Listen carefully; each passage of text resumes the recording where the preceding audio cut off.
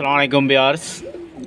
আমি সকালবেলা আমার লফটে এসে দেখি আমার এই শার্টিন কবুতরের মাদিটি মারা গেছে, কিন্তু ও কিন্তু স্বাভাবিক মারা যায়নি।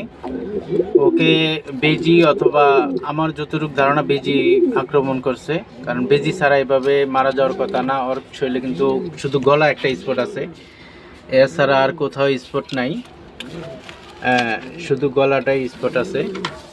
তো কীভাবে যে মারা গেছে আসলে ধারণার বাহিরে, কিন্তু বেজি তো মারা গেলে তো ওরা সোলাইতো, কিন্তু সোলায়ও নেই, ওর শুধু গলাটা একটা স্পট। ওরে কিন্তু আমি টঙ্গী বাজার হাটে থেকে আনছিলাম।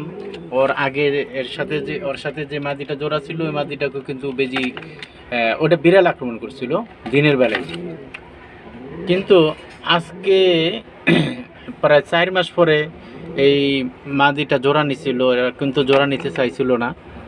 তো 4 মাস পরে জোড়া নিছিল, কবুতরটা কিন্তু প্রচুর ওজন হয়েছে, হয়তো বা 2-1 দিনের ভিতরে ডিম দিত।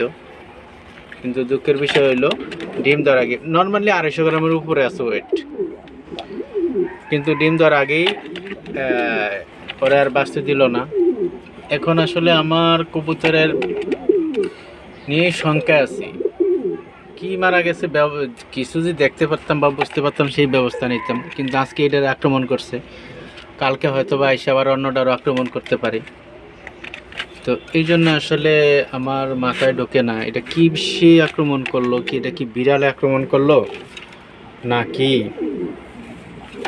পুরাপুরি একবারে এই সুস্থ কবুতরটা। আমি দেখে গেছি বাসা থেকে, যখন সকালে যাই তখন দেখলাম যে ও ইয়াতে ভারীতে বসে রয়েছে ডিম দেওয়ার জন্য, হয়তো 2-1 দিনের ভিতরে ডিম দিত।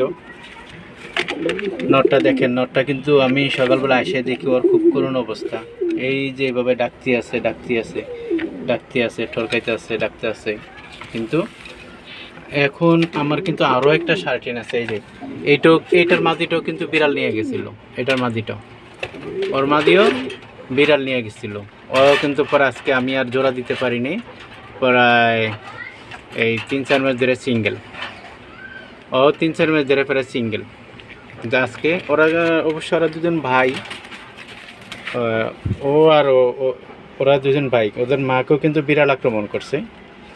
তো বিড়াল আক্রমণ করার পরে ওদের বাবাও বিড়াল আক্রমণ করছে, কিন্তু এইটা কিন্তু বিড়াল আক্রমণ কখনোই হয়নি, এটা নিশ্চিত কিছু না কিছু আমার মনে হয় হয়তো বা বেজি ছাড়া কিছু অ্যাটাক করার কথার মতো আমি দেখি না। ঠিক আছে, শুধু ঘাটটাই অ্যাটাক করছে, এই জন্য আসলে আর পারাপারি করে বের হইতে পারেনি।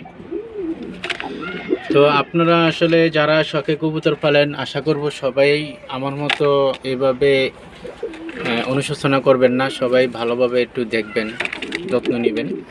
তো আসলে দুঃখের বিষয়, আমি রাত্রেবেলাও কিন্তু চেক করে গেছিলাম, কিন্তু সকালবেলা আয়সা যখন খাবার দিতে আসছি, আয়সা দেখি যে এই অবস্থা। তো হয়তো বা আমার ভাগ্যে এটা ছিল। যাই হোক, ধন্যবাদ সবাইকে, দোয়া করি সবাই সবার কবুতর যত্ন নিয়েন। ধন্যবাদ, আসসালামু আলাইকুম।